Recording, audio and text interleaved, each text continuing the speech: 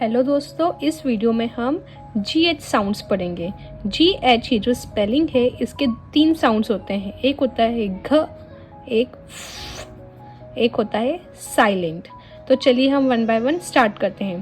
First है अफघन, Afghan. Ghost, ghost. Yogurt, yogurt. घैसली, घैसली। आना, गाना। स्पैघेटी, स्पैगेटी। अब हम साउंड देखेंगे। कफ,